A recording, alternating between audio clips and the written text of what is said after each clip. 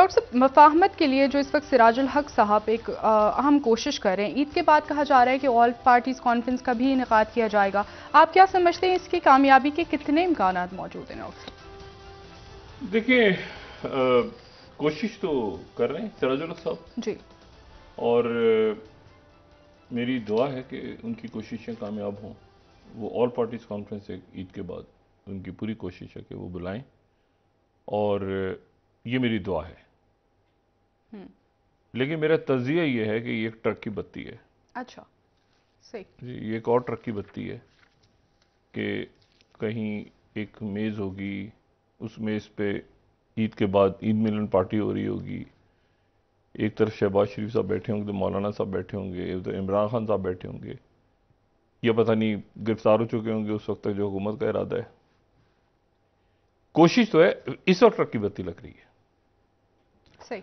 और सिराजुल हक साहब कोशिश, बहुत दिल से कोशिश कर रहे हैं, ठीक है। लेकिन जो हालात हैं उसमें ये एक ट्रक की बत्ती है। तो जब ये ट्रक कहीं थमेगा तो पता चलेगा। लेकिन अब मसला ये है कि ट्रक की बत्ती जो है, वो मैं ये बात पहले भी कह चुका हूं कि ट्रक की बत्ती जो है वो उसी वक्त तक जल सकती है, और कौम को उस वक्त तक ट्रक की बत्ती के पीछे लगाया जा सकता है जब तक ट्रक चल रहा हो। और ट्रक चलता है पेट्रोल से, और रात को 10 रुपए का जो आधी पता नहीं क्या, रात को अचानक जो है वो हमारे इंतहाई मोहतरम इसहाक डार साहब कहीं सऊदी अरब से तुलू हुए, और उन्होंने ये खुशखबरी सुनाई। उनकी सऊदी अरब में मौजूदगी की पहली जो एक तवक्को थी वो ये थी कि कम से कम वो कुछ डेफर्ड पेमेंट पे ऑयल, कहीं कोई बात कोई, तो वो जो है वो नहीं आई, बल्कि 10 रुपया जो है वो। और अभी इस पे दूसरी खुशखबरी भी शायद वो अभी सुनाएंगे, मेरा ख्याल है सऊदी अरब से ही सुनाएंगे, या वापस आके सुनाएंगे, या कब सुनाएंगे। और वो ये है कि ईद से पहले या इस माह के से पहले या ईद से पहले पेट्रोल की कीमतें एक दफा और बढ़ानी है। यानी इसको आप इस तरह से लें कि अगर लोग ईद की छुट्टियों पे जा रहे हैं, अगर किसी ने रिटर्न टिकट ले लिया है तो पता चला कि वो ट्रेन वाले कह रहे हैं, बस वाले कह रहे हैं कि जी आपने जो टिकट लिया था पहले, जाहिर है कि बहुत ज़्यादा रश होता है तो लोग टिकट्स लेके रख लिए, लेकिन जब तक चलने का दिन आएगा तो उस वक्त तक वो कीमतें कुछ और होंगी। मुझे नहीं पता कि ये इस वक्त ये इस तरह से क्यों कर रहे हैं, और क्या इसकी मतलब, एक होता है ना कि कोई वजूहात भी नहीं बयान हो रही। तेल की कीमतें आलमी मार्केट में बढ़ गई हैं, हम्म। तो तेल तो बहुत सस्ता था, बहुत गिर गई थी कीमतें। यानी शायद पिछले एक साल में सबसे ज़्यादा कीमतें पिछले महीने कम थी। अब थोड़ी सी बढ़ी हुई हैं। पिछले महीने तो बहुत कम हो गई थी, कीमतें गिर गई थी। तो उस वक्त तो इनको कोई 200 रुपये कर देना चाहिए था पेट्रोल। अगर हम तेल की आलमी मंडियों की कीमतों के हिसाब से चल रहे हैं तो। अच्छा, फिर जो है वो दूसरी बात जो है वो इन्होंने एक बात इन्होंने की, हमारे वजीर ख़ारजा साहब ने भी की, और फिर उसके बाद हमारे इंतहाई मोहतरम इंतहाई मोहतरम जो शहबाज शरीफ साहब हैं उन्होंने भी कही। और उन्होंने कहा कि आईएमएफ की शराइत पूरी नहीं हुई हैं, अब उनके पास कोई बहाना नहीं है, हो गई हैं, अब उनके पास कोई कोई बहाना नहीं। बहाना नहीं है, और मुआहदे करने का मुआहदा होगा। और ख़ास तौर पे उन्होंने कहा कि इसमें हमारे मतलब आर्मी चीफ ने बहुत हाँ। शब रोज़, नहीं वो कुछ और कहते हैं, शबाना शबाना करके लफ्ज़ इस्तेमाल करते हैं, मेरे जहन में नहीं आ रहा, एक शबाना करके नया लफ्ज़ इस्तेमाल करते हैं, बहरहाल शब रोज़ कह देते हैं उसको। तो वो कहते शब रोज़ मेहनत की सब ने, हमारी टीम ने, ख़ास 3-4 दफ़ा उन्होंने आर्मी चीफ के, और उसके नतीजे में जो है वो अभी है कि दोस्त मुल्क जो हैं वो तैयार हो गए हैं, और ना हमें जाना नहीं पड़ेगा, दोस्त मुल्क खुद आएंगे और पैसे दे जाएंगे, कोई ऐसी किस्म की बात हुई। लेकिन फिर उसके बाद आईएमएफ की तरफ से, पता नहीं हमारे पास वो आज के अखबारात की वो हैं कि नहीं, उनकी लीड्स, तो आज के जो अखबारात हैं वो भरे पड़े हैं कि जी आप चाहे एक्सप्रेस ट्रिब्यून को देख लें, चाहे आप डॉन को देख लें, चाहे आप किसी अखबार को देख लें, तो उसमें ये देखें आप ज़रा, डॉन क्या कह रहा है, IMF wants more guarantees as PM insist on all demands met, do more. ये आज का डॉन है। यानी वो कह रहा है कि मजीद उन्होंने शराइत आयद कर दी हैं और IMF पुट्स डैम्पर और उठाकर उसको जबरदस्त कर दिया। डैम्पर को मेरे ख्याल से अच्छा लफ्ज़ है जबरदस्त के लिए। ऑन अर्ली डील होप्स उन्होंने स्टेटमेंट जारी कर दी। उन्होंने कहा जी ये तो कोई बात ही नहीं हो रही, कहाँ से, अभी तो कोई ना हमें कोई गारंटी मिली है किसी दूसरे मुल्क की तरफ से, ना कोई पेशरफ्त हो रही है, ना हमारी बात सुन रहे हैं, कुछ भी नहीं हो रहा। तो उन्होंने इसको जबरदस्त कर दिया। ये डॉन है। शहबाज राना साहब की ये स्टोरी मेहताब हैदर साहब ने भी इसके ऊपर लिखा है, मेरे ख्याल से एक्सप्रेस ट्रिब्यून में भी है, वो भी अभी हम दिखा देते हैं। और वो ये फ्रंट पेज की स्टोरीज हैं और उसमें वो ये कहते हैं कि जी किसी किस्म की कोई डील IMF के साथ नहीं हो रही अभी तक ना हमारे सामने है। और डू मोर, और वो क्या डू मोर है, वो कहां खत्म होगा जाके, और यानी अभी दूर दूर तक कोई स्टाफ लेवल एग्रीमेंट नहीं है, कोई खतो किताबत नहीं हो रही, कुछ भी नहीं हो रहा, और साथ ऑयल की प्राइसेस बढ़ गई हैं। ये है अब अवाम के मसाइल।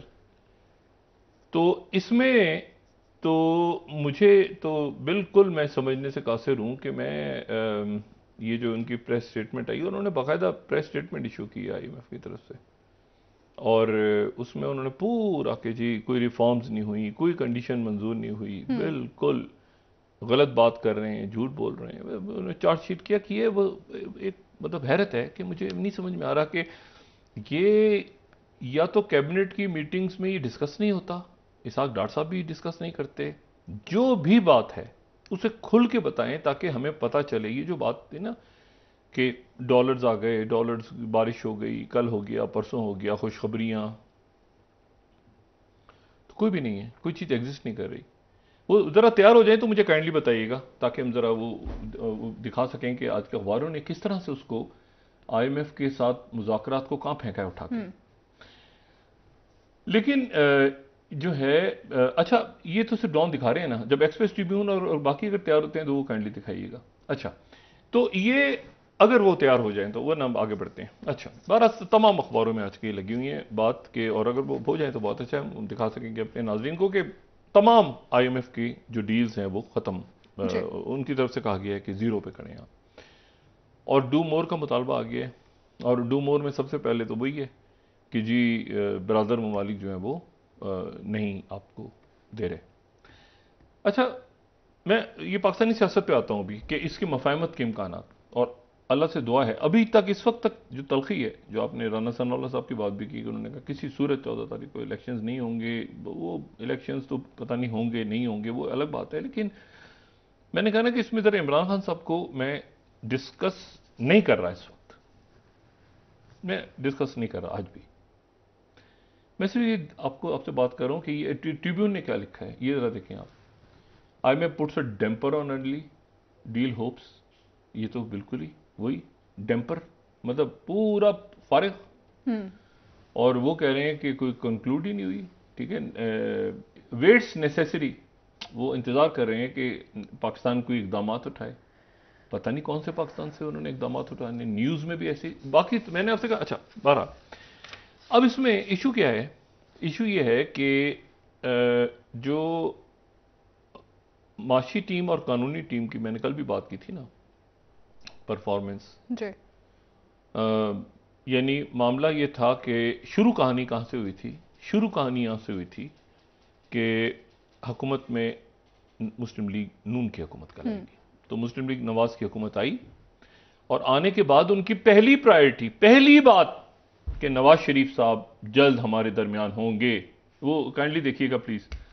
अच्छा, तो वो जो है वो नवाज शरीफ साहब जी, पहली उनकी कंडीशन जो थी वो ये थी कि यानी होनी चाहिए थी, और पहला उनका बयान ये था, और पहला उनकी बात यही थी कि जी नवाज शरीफ जल्द पाकिस्तान में वापस होंगे, उनकी हुकूमत है।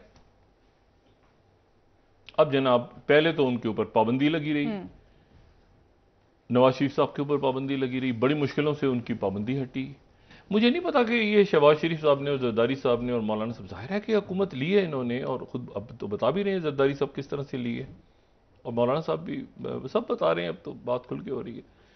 लेकिन मसला ये है कि इन्होंने उस वक्त जब ये आए गवर्नमेंट में 2022 में या उससे पहले, तो बात ये थी कि इनके था जहन में पहली बात तो ये इन्होंने यकीनन की होगी कि नवाज शरीफ साहब वापस जाएंगे। अब वापस जाने का कोई कानूनी रास्ता, हम भी डिस्कस करते रहे कि कोई कानून पास होगा जिसमें नवाज शरीफ साहब की सजाएं ख़त्म होंगी, वो वतन वापस आएंगे, वो अहल होंगे, अहलियत बहाल होगी ये। लेकिन मैं बताऊं, ये यहाँ पे नवाज शरीफ साहब को भूल के एनआरओ ख़त्म करवाने में लग गए। तो आखिर में नतीजा क्या हुआ कि उधर ना नवाज शरीफ साहब का वो मामला, और कहाँ पे झगड़ा नवाज शरीफ साहब का जब आया जी, तो वहां पर कहाँ पे ये ट्रक घुमा के ले गए बत्ती समेत कि ये जज वो हैं, वो जज वो हैं, ये फाइज ईसा साहब के जज हैं। अब आप देखिए बहस क्या चल रही है इसमें, कहीं आपको नवाज शरीफ नजर आ रहे हैं? मतलब नवाज शरीफ साहब का ताल्लुक क्या है फाइज ईसा के साथ? अतर मिनल लाए या अतर मिनल्ला साहब उधर हैं, या कौन सा जज किधर है? उन्होंने तो खामोशी के साथ एक पिटीशन जानी थी, और बड़ा उसके ऊपर कोई इख्तलाफ नहीं होता, जो मैंने कल भी बात की थी ना, कि हाँ रिव्यू करके आप खत्म। इन्होंने ट्रक की बत्ती ऐसी लगवाई, ऐसा नवाज शरीफ साहब को इन्होंने चूना लगाया है, जो मैं रोज इस बात को दोहराऊंगा, और वो कहते हैं ना थोड़ा सा नमक छिड़कूंगा इस बात पे, ऐसा नवाज शरीफ साहब के साथ किया। ये जज ऐसे होंगे, ये आइन के साथ खड़े हैं, ये आइन के खिलाफ खड़े हैं। माशाल्लाह जज साहिबान आइन के खिलाफ खड़े हैं, आइन के जैसे। और मैं आपको ये बताऊं, ये बात हमारी मुल्क की तारीख में आइंदा कभी डिस्कस नहीं होगी। जैसे हमारे मुल्क की तारीख में कभी लम्हात आते हैं ना, अदालतों की भी होता है, इससे निकल जाएंगी अदालतें, लेकिन लोगों ने इस दौरान क्या किया ये बात रह जाती है। अदालतों के बेंच तोड़वा दिए, अदालतों के जज साहिबान की शख्सियात को सोशल मीडिया पर भी हमारे अहबाब हैं दोस्त, मैं किसी को नहीं, लेकिन आप देखें एक मुख्तलिफ अंदाज में बात तो बड़े ज़बरदस्त अंदाज में बयान करती है ना, तरीके से कि जी एक इख्तलाफ है, ये इस तरह से गालम गलूच ये वो सारा, ये बिल्कुल वो सूरत हाल है जो कि अक्टूबर नवंबर में डेवलप हुई थी मुल्क में। और जब एक और अहम तैनाती का वक्त था, तो आप याद करें उस मीडिया और सोशल मीडिया पे क्या सूरत हाल थी।